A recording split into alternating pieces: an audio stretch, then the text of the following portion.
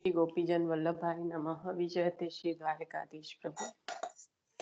श्रीमद् भागवत रसास्वाद। सच्चिदानंद रूपाय विश्वोत्पत्त्यादिहेतवे तापत्रय विनाशाय श्रीकृष्णाय वयं नमः। શ્રી વલ્લભને હૃદય પધરાવીને શ્રીમદ ભાગવતજીનું રસપાન કરીશું। શ્રીમદ ભાગવત રસાસ્વાદ પ્રથમ સ્કંદ સપ્તમ અધ્યાય, જ્યાં આગળ વ્યાસજીના આશ્રમની કે જે હવે આ સાત્વત સંહિતા પ્રકટ થવાની છે, તો એ સ્થાન અને એ સ્થાન પર આપને જે અનુભૂતિ થવી અને એ અનુભૂતિ દ્વારા સમાધિમાં જે પ્રભુના દર્શન થવા કે પ્રભુની જે સ્વરૂપની અનુભૂતિ થવી, એના સંદર્ભમાં આપણે આગળ જઈ રહ્યા છીએ। તો ગઈકાલે જે જોયું હતું કે યુગલ ગીતમાં જે પ્રભુનું વર્ણન છે, એવા પ્રભુ જ્યારે બોરના ઝાડ પર, કાચા બોરની પર જે સૂર્યના કિરણો પ્રકાશ થતા આપને જે સુવર્ણ કુંડળ ધારણ કર્યા છે, એવું જે સાકાર સ્વરૂપ, અહીંયા આગળ જે સાકારત્વ અત્યાર સુધી વ્યાસજીએ જે જ્ઞાન અવતાર છે, જે બધું પ્રકાશિત કર્યું હતું, એ બધું બતાવ્યું। અને હવે જે શરૂઆત થઈ રહી છે કે જે શુદ્ધ સાકાર બ્રહ્મ પૂર્ણ પુરુષોત્તમ શ્રી કૃષ્ણના ભક્તિ યોગ દ્વારા મન સ્થિર કરીને આપે દર્શન કર્યા છે। તો ભક્તિ યોગ દ્વારા મનને આપે એમાં સ્થિર કર્યું છે, અને આપને જે દર્શન થયા છે એ કેવા સ્વરૂપના? શુદ્ધ સાકાર બ્રહ્મ। તો આ જે આપને જે કહેવાય કે સ્વરૂપ પ્રકટ થયું સમાધિમાં, અને જ્યારે જોયું કે ભગવાનનો અંશ એવો જીવ એ જે પ્રભુની જ ઉત્તમ શક્તિ, જે પ્રભુના આશ્રય છે, એના દ્વારા પ્રાપ્ત થતો જે આવરણ એટલે કે માયા, પ્રભુની ઉત્તમ શક્તિ અને એ આશ્રય રહેલી શક્તિ એટલે કે જે માયા, જેના દ્વારા જેના આવરણથી જીવની જે સ્થિતિ છે એ જોઈ, અને એ જોતાની સાથે જે પ્રભુ કેવા છે, તો પ્રભુ આ જીવનું જે જીવની આવી સ્થિતિ છે, પણ ત્યાં આગળ પ્રભુને કેવા બતાવ્યા? તો પ્રભુ અધોક્ષજ, એટલે કે જે આપણી ભૌતિક ઇન્દ્રિયો દ્વારા જાણી શકાતા નથી, અને આ જે કહેવાય કે અનર્થ થઈ રહ્યો છે માયા દ્વારા, એને ફક્ત ને ફક્ત એનું કોઈ નિવારણ શક્ય હોય તો એમના દ્વારા જ। એટલે હું એક જ મિનિટ જે કહેવા માંગુ છું એ લાઈન લઈ લઉં ફરીથી, તો તમને વધારે ખ્યાલ આવશે કે આપે સમાધિમાં સાકાર શુદ્ધ બ્રહ્મ પૂર્ણ પુરુષોત્તમના દર્શન કર્યા, અને આ જે મોહ પમાડનારી માયાના પણ દર્શન થયા, ચિદંશની માયા।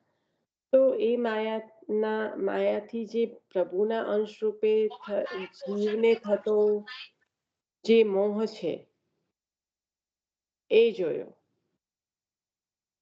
અને મોહથી જન્મ મરણનું જે અનર્થ થાય છે એ જોયું। હવે આ અનર્થનું શમન કરનારો, ઇન્દ્રિયોથી ન જાણી શકાતા ભગવાન અધોક્ષજનો સાક્ષાત ભક્તિયોગ જોયો। ભક્તિયોગ દ્વારા મનને સ્થિર કરીને જે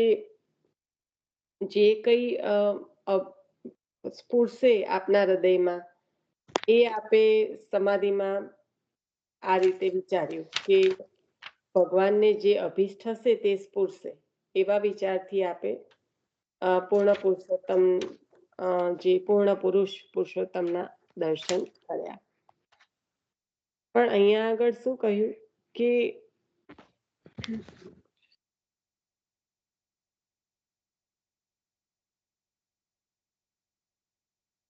જે અનર્થનું શમન કરનારો ઇન્દ્રિયોથી ન જાણી શકાતા ભગવાન અધોક્ષનો સાક્ષાત ભક્તિ યોગ જોયો. પ્રભુએ ભક્તિ યોગના દર્શન કરાયા છે. એના દ્વારા થયું શું? તો કે અજાણ્યા લોકો એટલે કે જેને ગમ્ય પણ નથી એવા લોકો માટે યુક્તિપૂર્વક આપનું જે આ સ્વરૂપ છે એ પોતે જાણી લીધું વ્યાસજીએ, અને યુક્તિપૂર્વક જાણીને ભગવાને કહેલા પદાર્થનું પ્રતિપાદન કરનારી આ જે સાત્વત સંહિતા પ્રકટ કરી, તો આ સાત્વત સંહિતા એટલે વૈષ્ણવ વેદ. એટલે આઈ થિંક નિશા બ્રેક થાય છે. મને નથી ખબર. હલો, નથી સંભળાતું? નિશા બ્રેક થાય છે, તું બોલે છે? હું બોલું છું, નથી સંભળાતું? હલો, સંભળાય છે, સંભળાય છે. યસ. ભગવતી માસી, તમારામાં કંઈક પ્રોબ્લેમ હશે, એવું હોય તો નીકળીને પાછા જોઈન થાવ ને. તો એ સાત્વત સંહિતાનું આપણે ગઈકાલે જોયું હતું. પછી જન્મ, હવે જે વાત કરી રહ્યા છે મુખ્યત્વે કાલે વાંચન કર્યું હતું એના સંદર્ભમાં થોડું આગળ લેવું જરૂરી હતું, એટલા માટે કે જન્મ મરણ રૂપ અનર્થ મૂળ થાય છે શેનાથી? માયાથી. તો એ જ્ઞાનથી દૂર નથી થતા, પણ પ્રભુની શરણાગતિથી જ શક્ય છે. પ્રભુની શરણાગતિ દ્વારા જ આ શક્ય છે. એટલે ત્યાં આગળ છે ને આ અનર્થ જોયું, બધું કર્યું. હવે આપે એની સાથે સાથે દર્શન શેના કર્યા છે? આ અનર્થનું શમન કરનારા ભૌતિક ઇન્દ્રિયોથી ન જાણી શકાતા ભગવાન અધોક્ષના સાક્ષાત ભક્તિ યોગ જોયો છે. કારણ કે જ્યાં સુધી આ ભક્તિ યોગને નથી જાણ્યો, આ વ્યાસજીની વાત છે, ત્યાં સુધી જ્ઞાન દ્વારા આ જે માયાથી થતો અનર્થ છે એનું નિવારણ થઈ શકવાનું નથી. આ આપને ત્યાં સમજાઈ ગયું છે. એટલે અહીંયા આગળ ભક્તિ યોગનો ઉપયોગ કેમ કર્યો? કારણ કે આ સાક્ષાત ભક્તિ યોગના આપે દર્શન કર્યા છે, અને એના દ્વારા પ્રભુની જે કહેલી વાતો છે, જે પ્રભુના કહેલા પદાર્થનું, તે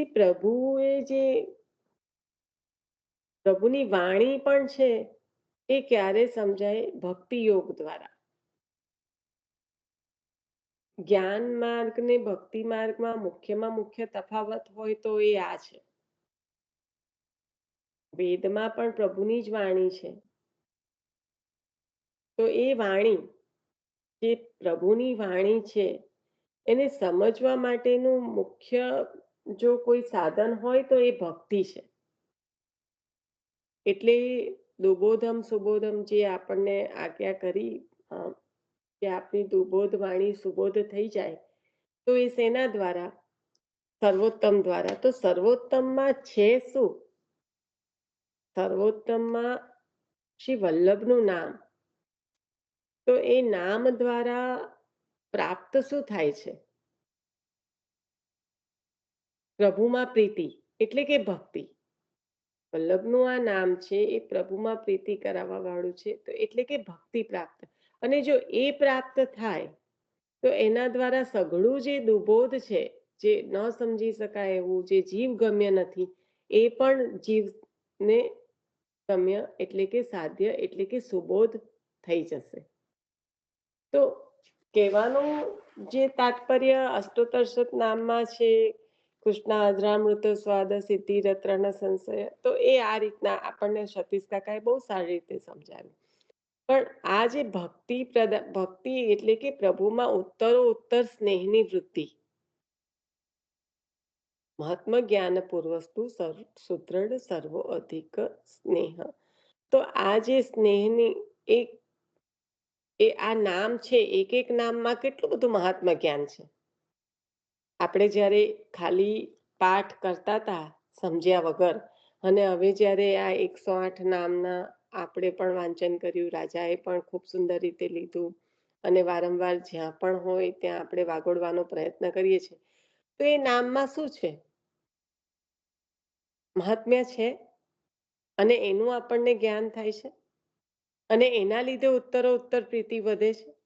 આપણે બધાએ કોઈક ને કોઈક અંશે તો અનુભવ્યું હશે ને, કે વલ્લભનું એક નામ છે, જેને જે પણ નામમાં પ્રીતિ હોય, અથવા તો બધા નામમાં પ્રીતિ હોય, પણ એ જ્યારે નામ લેતા હોઈએ એકચ્યુઅલમાં આપણે, અને એની પાછળનો એ નામનો અર્થ, એમાં રહેલું જે ભાવ, એમાં રહેલો જે 252 વૈષ્ણવનો જે પ્રસંગ એની સાથે જે સર્વોત્તમ સચિત્રમાં તો ખૂબ સુંદર રીતે વર્ણ્યું છે, એટલે પ્રસંગો પણ એવી રીતના સ્મરણમાં આવતા હોય કે ઓ, આની સાથે આ પ્રસંગ સંકલિત છે. તો એના દ્વારા, આ બધા દ્વારા મુખ્યત્વે થાય છે શું? પ્રીતિમાં ઉત્તરોત્તર વધારો, હા કે નહીં? તો એ જ છે ભક્તિ, અને એના દ્વારા જ સઘળું કંઈ સિદ્ધ થશે.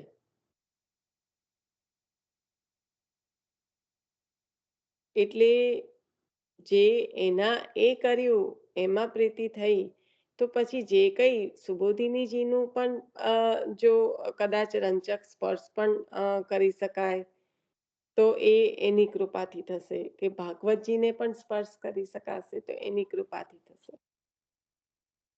તો આવું જ કંઈક વ્યાસજીનું જે અત્યારે ચાલી રહી છે વર્ણન, કે આશ્રમમાં પ્રવેશ્યા અને કઈ રીતે જે કહેવાય કે પ્રભુની યાદી થઈ, જ્યારે બોર પર સુવર્ણ જે કહેવાય કે સૂર્યનો પ્રકાશ પથરાયો ત્યારે, અને જે આપને સમાધિમાં ત્યાં વિરાજમાન થઈ ગયા, અને પછી થયું કે હવે જે પણ કંઈક સ્ફૂટશે એ પ્રભુને અભિષ્ટ હશે એવું સ્ફૂટશે, મારા હૃદયનું તો કોઈ છે નહીં એમાં.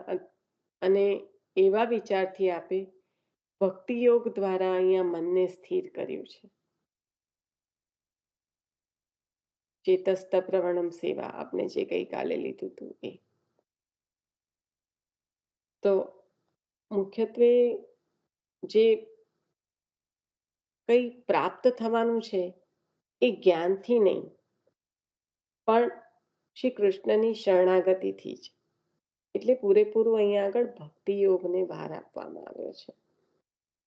જન્મ મરણ રૂપ અનર્થ મૂળ માયાથી થાય છે, અને એ જ્ઞાનથી દૂર ન થાય, શ્રી કૃષ્ણની શરણાગતિથી જ માયા તરાય. એના પર આપણે કાલે વાંચન કર્યું હતું. એમાં જે અનર્થને શાંત કરનારો આ ભક્તિ યોગ છે, તો જ્ઞાનથી તો અનર્થની શાંતિ થતી નથી. જ્ઞાન કદાચ પ્રાપ્ત થાય, પણ એ જે ફલની પ્રાપ્તિ થવી જોઈએ એ કરાવવા વાળું કેમ નથી? કારણ કે જ્ઞાનથી જ્યારે જો અનર્થની શાંતિ ના થાય, એટલે કે અનર્થ શેના દ્વારા ઉદ્ભવે છે?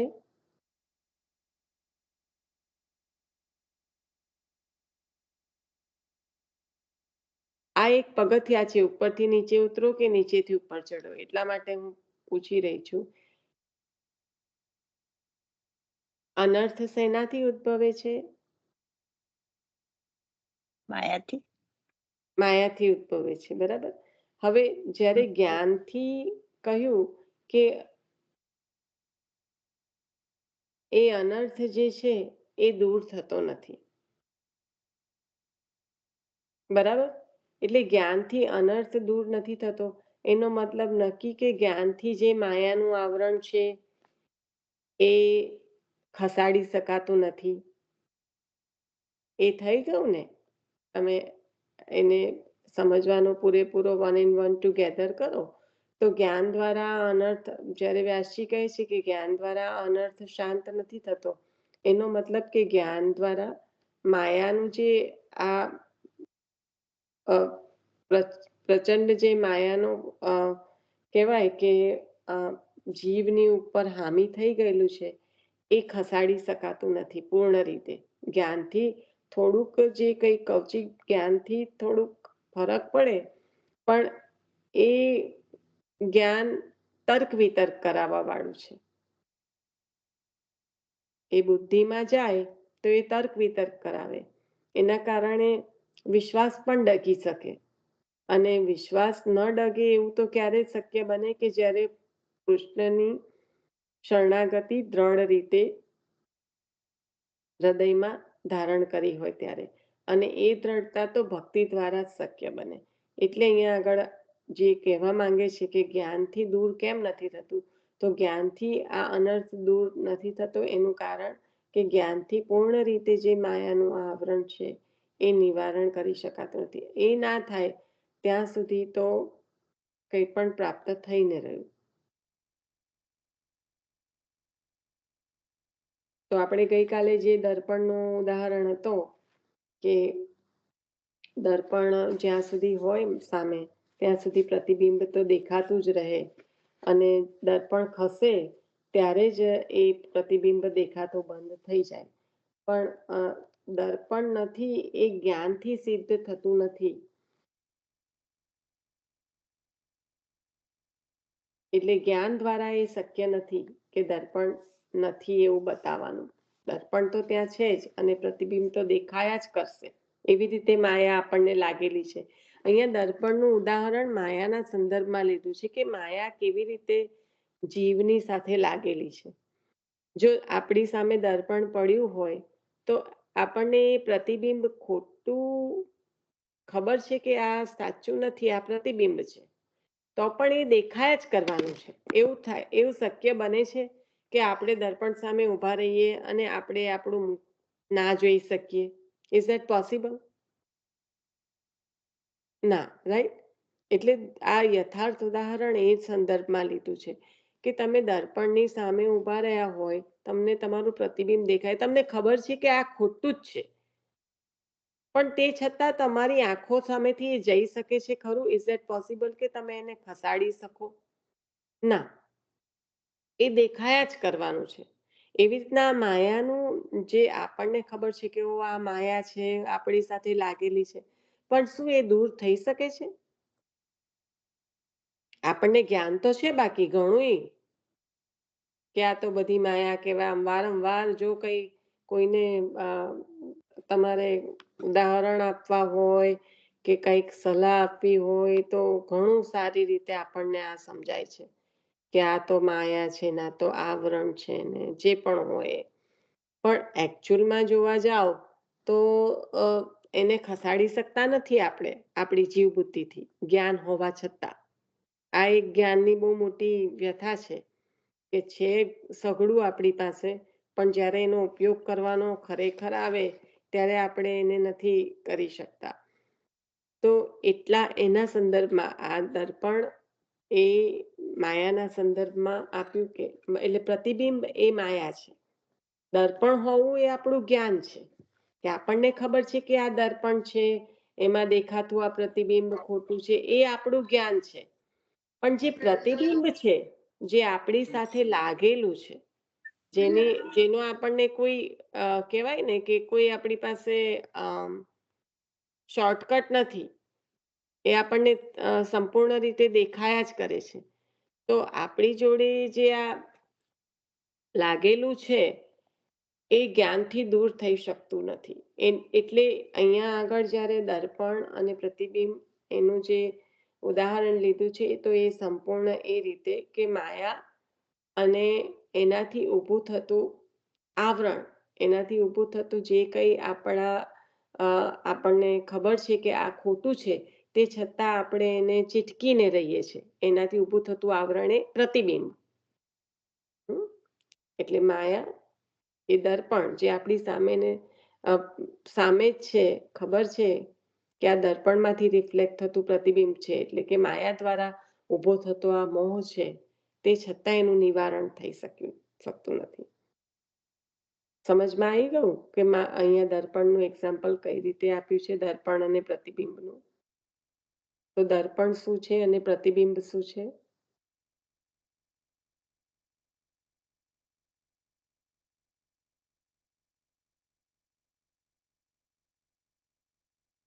એટલે આમાં એવું જ સમજવાનું ને કે આપણે અત્યારે દર્પણ રૂપે આપણને ખબર છે કે આપણે ફસાઈ જઈએ છે તો પણ બી આપણે કાર્ય કરીએ છીએ, રાઈટ?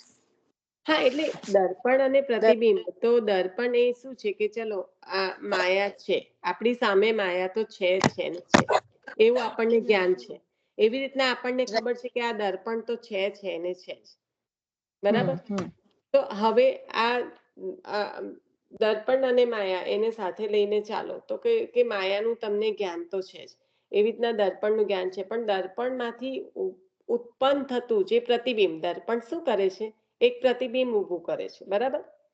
હવે એ પ્રતિબિંબ છે એને તમે જોયા જ કરો છો, તમને તો ખબર છે કે આ તો ખોટું છે, પણ તમારી સામે છે તો તમે એને દૂર નથી કરી શકતા. કોઈ આમ 99.99% ઇટ હેપન્સ કે તમારી સામે અરીસો હોય તો તમે ના જુઓ એવું બને, તમને દેખાય જ. It's impossible to avoid yourself, right? બરાબર. તો એ જે માયાથી ઊભું થતું જે મોહનું આવરણ છે, માયાના આવરણથી ઊભો થતો જે મોહ છે, સોરી, તો એ છે એ તમને ખબર છે કે આ માયા ઇટસેલ્ફ બધું જ કરવા વાળી છે કે જે મને પ્રભુથી દૂર લઈ જાય, પણ એનાથી પ્રકટ થતા મોહમાંથી તમે છૂટી શકો છો ના? એટલે એ જ ને, એટલે આપણે જો એમાંથી છૂટી જઈએ તો આપણે તરી ગયા, નથી છૂટતા એટલે આપણે હજી ફસાયા. એટલે જ્ઞાન તો છે તમને, પણ એ જ્ઞાન હેલ્પ કરે છે ખરી? ના, એવી જ રીતના જ્યાં સુધી દર્પણ, એક જ મિનિટ, જ્યાં સુધી દર્પણ ખસેડી લેવામાં નથી આવતું ત્યાં સુધી તમે એ પ્રતિબિંબનો અહેસાસ કર્યા કરો છો, ભલે એ ખોટું છે. એવી રીતના જ્યાં સુધી માયાનું આવરણ નિવારણ નહીં થઈ જાય એટલે માયા રૂપી. હા, તો હવે જ્ઞાનથી એ શક્ય બનવાનું નથી. અહીંયા એવું કીધું કે જ્ઞાનથી એ શક્ય બનવાનું નથી. એટલે જ્યાં સુધી આ નિવૃત્ત નહીં થાય ત્યાં સુધી જે માયાથી થનારો અનર્થ છે, અનર્થ એટલે કયું કે માયાથી ઉત્પન્ન થતો મોહ જે આપણને કર્મ કરાવે અને એ કર્મ જન્મ મરણના બંધનમાં મૂકે, અને એ જન્મ મરણના બંધનને જ અહીંયા વ્યાસજી અનર્થ કહે છે. કારણ કે જે જીવ આવ્યો છે કે જે પ્રભુના શરણે જઈ અને પ્રભુને લાયક બની અને પ્રભુની સેવામાં તત્પર થાય અને આ જન્મ મરણના છોડામાંથી છૂટે, એના કરતા આપણે ઊંધું કરી રહ્યા છે. આપણને અનર્થ લાગતો જ નથી જે વ્યાસજીને લાગે છે તે. પણ આ અનર્થની વ્યાસજી વાત કરી રહ્યા છે કે જે જન્મ મરણમાં પાડવા વાળો છે. તો એ અનર્થ શાંત શેનાથી થાય? જ્યારે માયા નિવૃત્ત થાય, એટલે કે દર્પણ ખસી જાય ત્યારે મુખનું પ્રતિબિંબ દેખાતું બંધ થાય, એટલે કે આ મોહ ઉત્પન્ન થતો બંધ થાય, અને એમ જે મૂળ માયા દૂર થાય ત્યારે જ આ અનર્થની શાંતિ થાય. પણ જ્ઞાનીઓના બસની તો વાત છે નહીં, એમના ચિત્તને પણ આ માયા મોહ કરાવે છે. એટલે આ માયા જીતવાનો એક જ ઉપાય જે પ્રભુએ ગીતાજીમાં બતાવ્યો છે એ શું છે કે કોણ મારી માયાને તરી શકે છે? તો ફક્ત ને ફક્ત મારા શરણે છે તે. મારા શરણે, મારામાં લીન થાય તે જ. જે ભક્ત મારા શરણે છે. લીન થાય એવું કોણ બોલ્યું? લીન થાય ના, શરણ. શરણ પ્રાપ્ત, શરણમાં દીનતા ભારોભાર છે. શરણ છે ત્યાં દીનતા ભારોભાર છે. બહુ જ સરસ. અહીંયા દાસોહમ ની વાત છે, અહીંયા લીન નથી થવાનું. અહીંયા દાસોહમ. લીન થાવ એટલે તો પછી તમને સાયુજ્ય મુક્તિ મળી જાય. મારામાં લીન થાવ એટલે સાયુજ્ય. દાસોહમ અને સોહમ, સાયુજ્ય રવા દો, અહીંયા દાસોહમ અને સોહમ થી સમજો. લીન થવાનું એ સોહમ બતાવે છે, જ્યારે અહીંયા દાસોહમની વાત છે.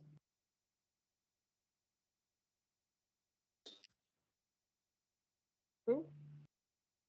ભગવતી બરાબર, માસી, તમે કંઈક બોલી રહ્યા હતા, પછી તે વખતે મારાથી સ્ટોપ થવા એવું નતું, પણ કોઈક કશું બોલી રહ્યું હતું. કશું નહીં, એ હવે તો હા, મને લાગે માયા રતિ વિવર્ધન નામમાં બધું આવતું હતું એ, આઈ થિંક.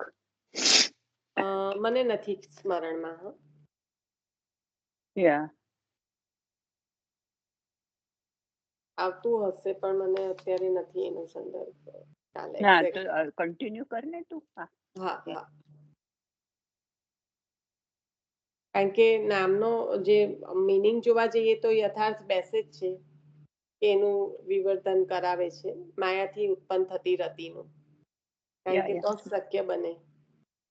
બરાબર એ જ છે. હમ, હમ. માયાથી ઉત્પન્ન થતી શક્તિનો નાશ કરે તો જ રતિ, સોરી, માયાથી ઉત્પન્ન થતી રતિ. હા, બીરવાબેન, તમે કંઈક કહેતા હતા કે હું આગળ લઉં, હવે હું આગળ વાંચનમાં આગળ વધું. આગળ લો, એટલે હું તો એ જ કહેતી હતી કે જે 12મા અધ્યાયમાં કીધું છે ને કે મને કેવો દાસ પ્રિય છે જે મારા શરણે આવે, રાઈટ? એટલે જે એમાં આ બધા દિનતાના જ લક્ષણો બતાવ્યા છે એની અંદર પણ. એટલે કહ્યું કે દૈવી, આપણે જે કહ્યું કે દૈવી હુરેશા ગુણમયીમાં મમ માયા દુરત્યયા, કારણ કે મમ પ્રભુની જ છે, માયા આ દુરત્વયા. પ્રભુની જ આ છે. હવે એને, એ જે છે એને એને તરાશે કેવી રીતના? કારણ કે આ મારી માયા દૈવી ગુણમયી દુઃખથી તરી શકાય તેવી છે. મામેવ યે પ્રપદ્યન્તે માયા મેતામ તરંતી તે. શરણે આવે તે. તો જે મારે શરણે આવે એ આ માયાને તરે છે.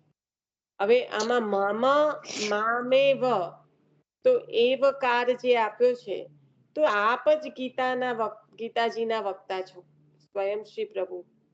એટલે મામ નો અર્થ તો મને, એટલે શ્રી કૃષ્ણને થાય. કૃષ્ણ સિવાય બીજા કોઈને પણ શરણે જવાથી માયા તરી શકાય નહીં, પણ બધાને આ જીવ ગમ્ય નથી, એટલે વ્યાસજીએ આ સંહિતા પ્રકટ કરી અને આના દ્વારા પ્રભુના શરણની જે આ વાત છે, જે સ્વયં ગીતાજીમાં પ્રભુ કરી રહ્યા છે, એ આપણને આના દ્વારા, ભાગવતજી દ્વારા આપી રહ્યા છે.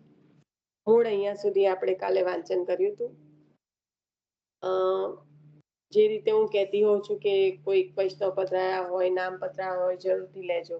વાંચન ઘણું ઓછું હતું અને મુખ્યત્વે ઓછું ભલે હતું, પણ સમજવાનું મુખ્યત્વે આ દર્પણ અને પ્રતિબિંબ એટલો બધો યથાર્થ એક્ઝામ્પલ એટલો સુંદર રીતે આપ્યો છે કે એને સમજવું અત્યંત જરૂરી છે. એટલે આપણે જરાક અંદર એમાં ઉતર્યા. એટલે જો કોઈકે મનન કર્યું હોય તો કાલે જરૂરથી લેજો, અને આજે જે થયું છે એના સંદર્ભમાં પણ જરૂરથી મનન કરજો. પણ મુખ્યત્વે એક આ એક્ઝામ્પલ દ્વારા આપણને બહુ સારી રીતે અહીંયા સમજાઈ રહ્યા છે કે શું કહેવા માંગે છે.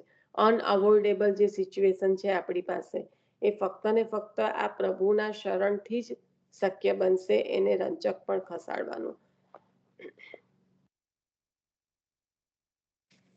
વૈષ્ણવ વેદ શ્રી ભાગવતને સાંભળતા જ શોક, મોહ અને ભયને દૂર કરનારી ભક્તિ ઉત્પન્ન થાય છે. લીલા કૃષ્ણની, અનુક્રમ વ્યાસજીનો.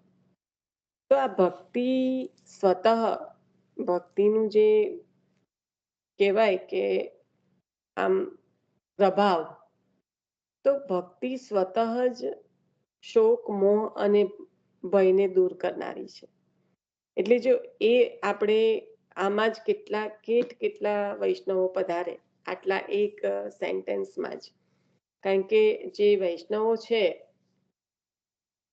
કે વૈષ્ણવ વેદ એટલે કે શ્રી ભાગવતને સાંભળતા જ, તો આપણે શ્રવણ ભક્તિ તો જેને જેને સિદ્ધ થઈ છે એ તો આપણે જોઈ જ ગયા છીએ કે વૈષ્ણવો.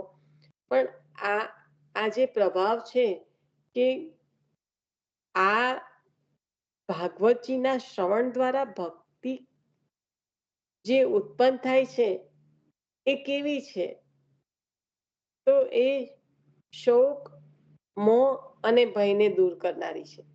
જે જીવને મુખ્યત્વે સતાવનારું જો કંઈક હોય કે જેના કારણે આ બધું જ જે કંઈ ચાલી રહ્યું હોય, જેનાથી પ્રભુથી હજી જે કહેવાય કે સંપૂર્ણ રીતે સન્મુખતા અને પ્રભુનો જે સાનુભવ એ થતો અટકાવવામાં મુખ્યત્વે જો કોઈનો રોલ હોય તો એ શું છે? આ શોક, મોહ અને ભય, આ ત્રણના કારણે જ એ જે પ્રાપ્ત થવું જોઈએ, જે પ્રભુ આચાર્ય ચરણ સેવા દ્વારા પણ પ્રાપ્ત કરાવવા ચાહી રહ્યા છે, એ પ્રાપ્ત નહીં થવાનું મુખ્ય જો કારણ હોય તો આ શોક, મોહ અને ભય છે. અને આ જે શ્રવણ છે શ્રીમદ ભાગવતજીનું, એ આ ત્રણેયને દૂર કરનારી જે ભક્તિ છે એ ઉત્પન્ન કરાવવા વાળી છે. એટલે એ મહાત્મા જ્ઞાન પૂર્વસ્તુ સુદ્રઢ સર્વો અધિક સ્નેહ. તો આ સુદ્રઢ સર્વો અધિક સ્નેહ ક્યારે થશે? જ્યારે આ મહાત્મા જ્ઞાન એટલે આનું જે શ્રવણ કરવાથી જે આપણને પ્રાપ્ત થશે એ સ્નેહ. હવે આ સ્નેહ કેવો પ્રાપ્ત થયો છે?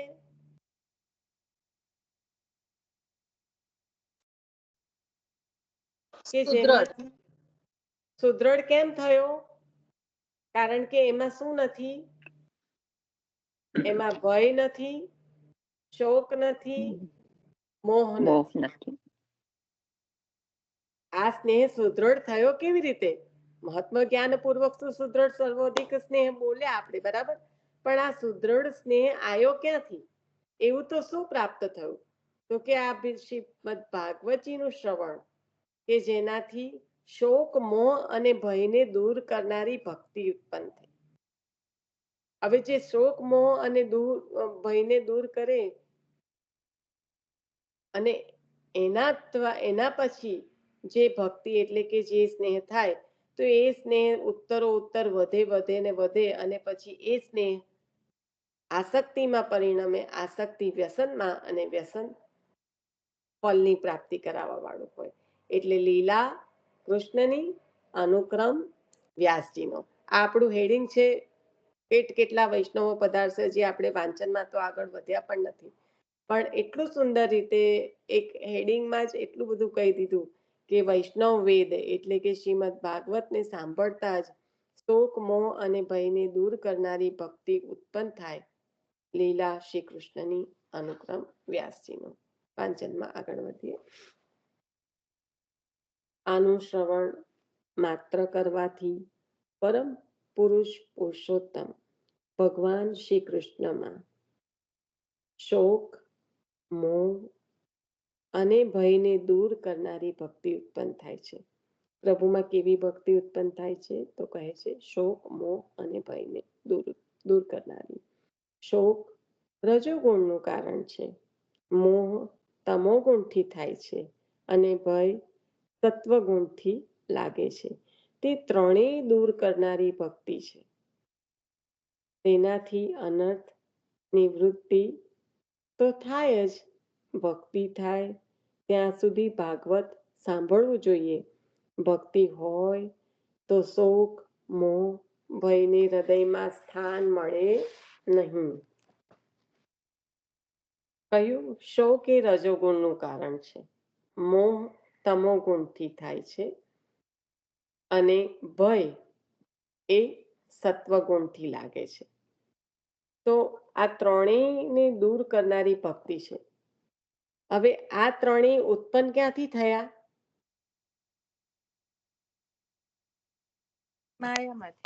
માયામાંથી. કારણ કે માયા એ ત્રણ ગુણો પ્રકટ કર્યા, સત્વ, રજસ, તમસ. જ્યારે સૃષ્ટિનું નિર્માણ થયું ત્યારની વાત છે, તો આ માયા દ્વારા ઉત્પન્ન થતા ત્રણ ગુણ છે, સત્વ, રજસ, તમસ, અને ત્યાં જ બધું શરૂ થયું. બરાબર છે. એટલે આ જ આ શ્રવણ દૂર કરાવવા વાળું છે. અ, લખી રાખજો તમે જે 84 નંબરનું પેજ છે ને એને વારંવાર વાગોળજો કે બ્રહ્મનું રૂપ પણ બ્રહ્મ છે ને જળ જીવ પણ ભગવત રૂપ છે. આ જે ભગવત રૂપતા અને વ્યાપકતા બ્રહ્મની જે આમાં સમજાય છે ને ભરી ભરીને, એના પર જ આખો આધાર છે. કારણ કે ત્યાં આગળ ચોખ્ખું જ કહી દીધું કે જે ભગવાન જે ચિદાત્મા છે એ તો એમાં આપની જે આધિદૈવિક રૂપની શક્તિ માયાના સત્વ રજસ તમ ગુણથી થયેલા મહત્તત્વ વગેરેના કાર્યથી બનેલું આ જગત છે. જે હું અક્ષર એટલે અહીંયા આગળ વાંચન કરીને લઉં તો એમાં બહુ સારી રીતે આપેલું છે કે જે જગતની ઉત્પત્તિ થવી અને ભગવાનનું રૂપ જેમ જુદા નથી એમ ભગવાનનું રૂપ પણ ભગવાન પોતે જ છે, અન્ય રૂપ નથી. માટે જે અરૂપ કહ્યા અને પછી એનું જે વર્ણન કર્યું એ અહીંયા આગળ આખા ભાગવતજી દરમિયાન કે જીવમાં ભગવત રૂપની સમજ અને જળ પદાર્થ પણ ભગવત રૂપ અને સર્વત્ર જે કંઈ બ્રહ્માંડાત્મક જે આ પ્રભુનું રૂપ છે એનું આપણે આખું વર્ણન વારંવાર લીધું છે અને એ જ આ બેઝ જ છે.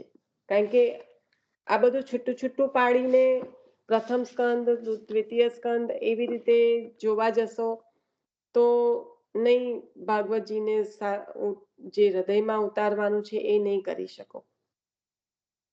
હજી આ જ પ્રથમ અધ્યાય દ્વાદશ અધ્યાય સુધી આને આ જ રીતે વાગોળતા વાગોળતા આગળ વધે તો જે વ્યાસજી આપી રહ્યા છે, જે આચાર્ય ચરણ સુબોધિનીજી માંથી જે પ્રકટ કર્યું કહેવાય નવનીત, તો એમાં પ્રથમ સ્કંદ દ્વિતીય સ્કંદ તૃતીય સ્કંદ ત્રણેય લીધા છે. સાધન, અધિકાર સાધન અને સર્ગ. પછી આજ્ઞા થઈ આપે દસમ સ્કંદ. પણ આ એટલે આનું જે મહત્વ છે એ ત્યાં પણ આપણને સમજાય છે. સુબોધિનીજી પણ આપે જે પ્રકટ કર્યા એ આટલા આટલા સ્કંદના આ રીતે એ પણ આપણને ત્યાં મહત્વ સમજાય છે. પ્રથમ અને દ્વિતીય સ્કંદ ને તૃતીય સ્કંદનું દરેક સ્કંદ ઇક્વલી ઇમ્પોર્ટન્ટ છે. પણ જો આ બેઝ છે એ સમજાયો તો પ્રભુની લીલાઓને વાગોળવાનો આનંદ આવશે. તો કહ્યું કે શોક એ રજોગુણનું કારણ છે, મોહ તમો ગુણથી થાય છે અને ભય સત્વગુણથી લાગે છે. એ ત્રણેયને દૂર કરનારી આ ભક્તિ છે. કારણ કે આ ત્રણેય ઉત્પન્ન ક્યાંથી થયા? જે પ્રભુની શક્તિ છે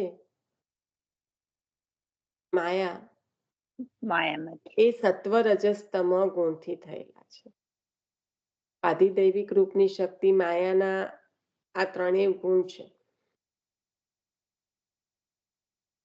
એટલે આ ત્રણેય દૂર થાય એટલે અનર્થની નિવૃત્તિ તો થાય ને થાય. કારણ કે માયા ઓટોમેટિક શાંત થઈ ગઈ.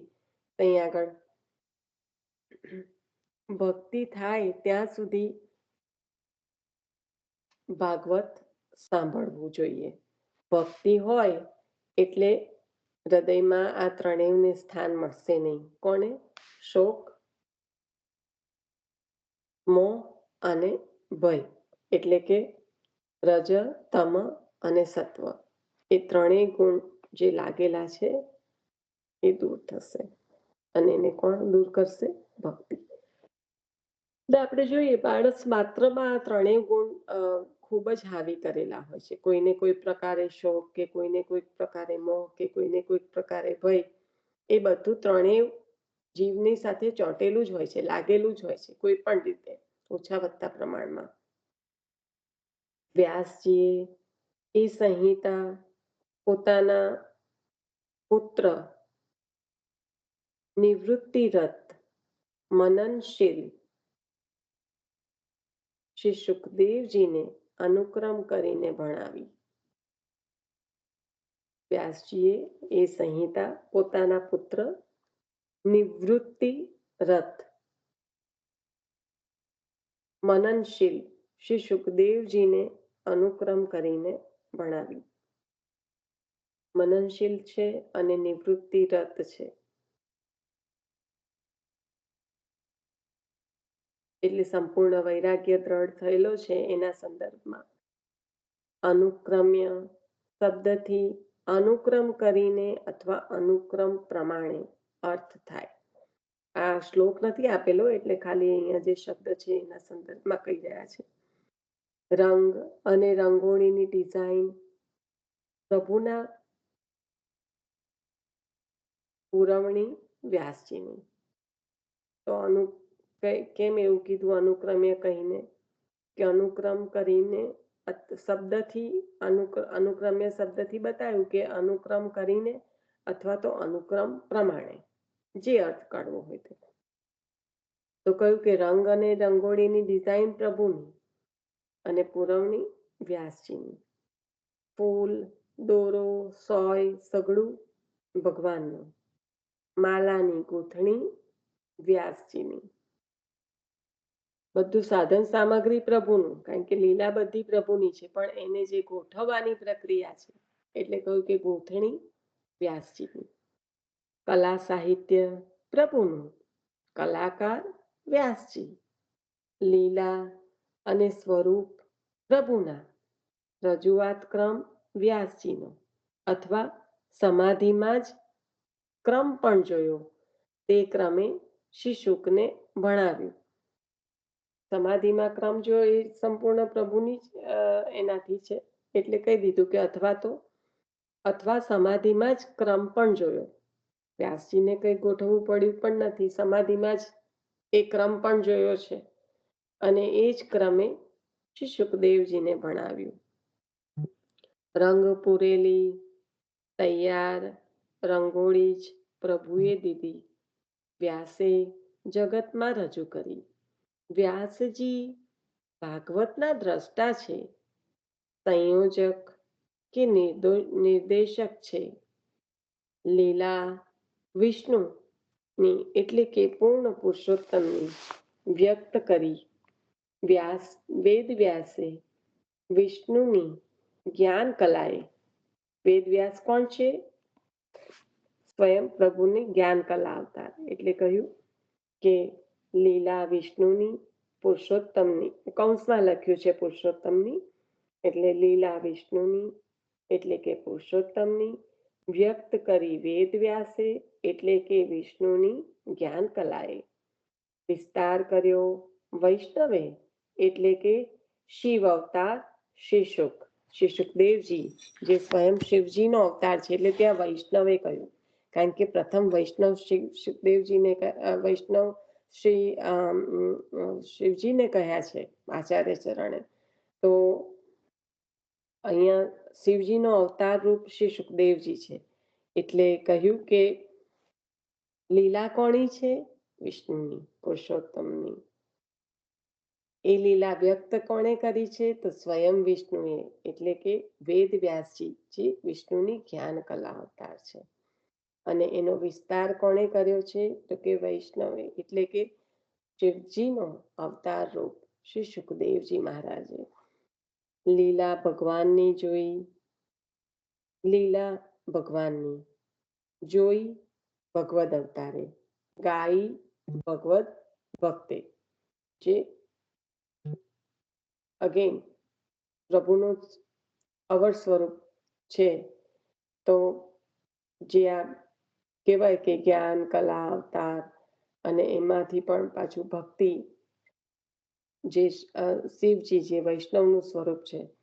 તો લીલા ભગવાનની જોઈ ભગવદ અવતારે, કારણ કે પૂર્ણ અવતાર નથી, જ્ઞાન કલા અવતાર છે, એટલે જોઈ ભગવદ એ ફક્ત કાર્ય પૂરતું છે એટલા માટે. તો સંપૂર્ણ પૂર્ણ પુરુષોત્તમની વિષ્ણુની લીલા, તો લીલા ભગવાનની જોઈ ભગવદ અવતારે અને ગાઈ ભગવદ ભક્તે. વિહાર કૃષ્ણનો, વિચાર કૃષ્ણ દ્વૈપાયનનો પ્રચાર કૃષ્ણ ભક્તનો. તો લીલા વિહાર પ્રભુનો એટલે કે કૃષ્ણનો. શ્રી કૃષ્ણ સચિદાનંદો નિત્ય લીલા વિનોદકૃત. પહેલામાં પહેલું જ આચાર્ય ચરણનું હવે શરૂ થયું. હવે પુરુષોત્તમ નામ સહસ્ત્ર શરૂ થયું. આપણને થાય કે આપણે તો ક્યારના બધા અધ્યાયોમાં અત્યાર સુધી વાંચન કર્યું તો બધા અધ્યાયનું ઘણો બધો આપણે નામનો લીધો, સંબંધ જોયો, આપણે સંકલન કર્યું. પણ જે કહેવાય શ્રી કૃષ્ણ સચિદાનંદો નિત્ય લીલા વિનોદકૃત, તો આજ આ વિહાર નિત્ય લીલા વિનોદકૃત જે આપની હંમેશા જે લીલાઓના આનંદને પ્રકટ કરનાર, એટલે કે આ જ વિહાર. તો વિહાર કૃષ્ણનો, વિચાર કૃષ્ણ દ્વૈપાયનનો અને પ્રચાર કૃષ્ણ ભક્તનો. સામાન્ય જનને સુંદર લાગે અને ઉત્તમ જનને અદ્ભુત અનુપમ લાગે એવા આ ભાગવતમાં સૌની અભિરુચિ થાય. નિર્ગ્રંથ આત્મારામ મુનિઓ અને અન્ય સૌ અલૌકિક સામર્થ્ય વાળા ઉરુક્રમ ભગવાનની હેતુ વગરની ભક્તિ કરે છે.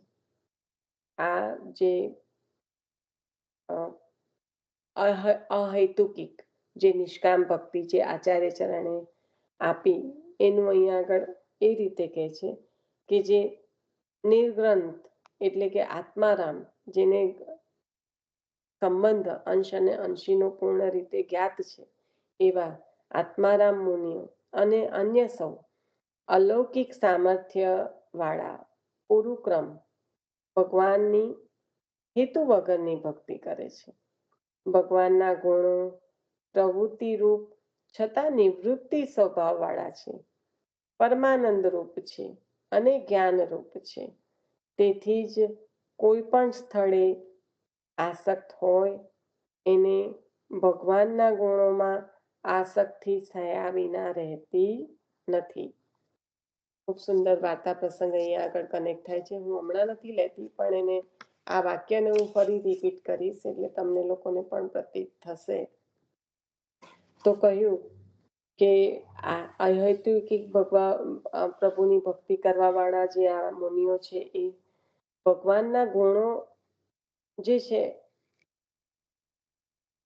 તો એ પ્રવૃત્તિ રૂપ છતાં નિવૃત્તિ સ્વભાવ વાળા છે, એટલે કે પરમાનંદ રૂપ છે અને જ્ઞાન રૂપ છે. તેથી જે કોઈ પણ સ્થળે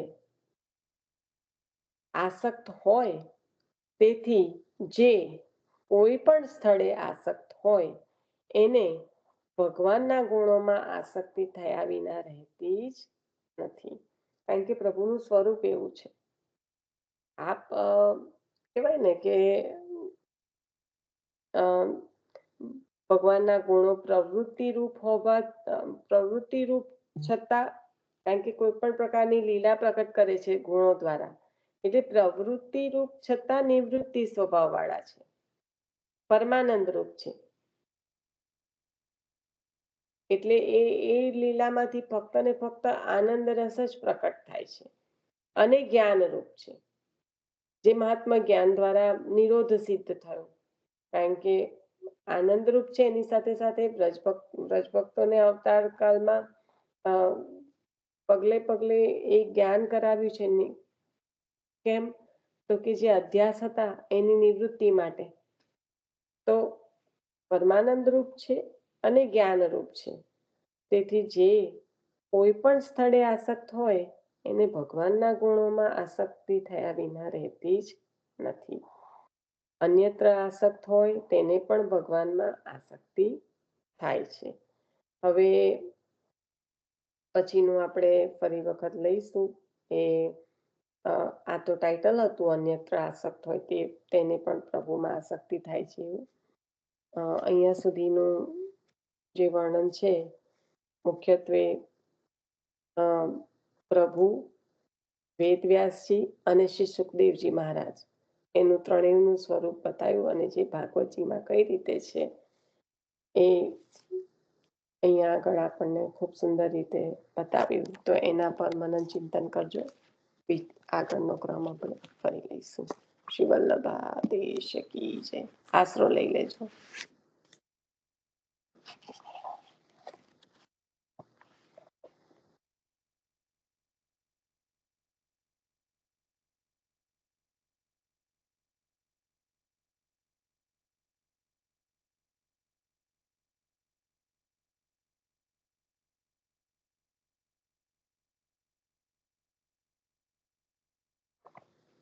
તે બેન અદૃશ્ય છે.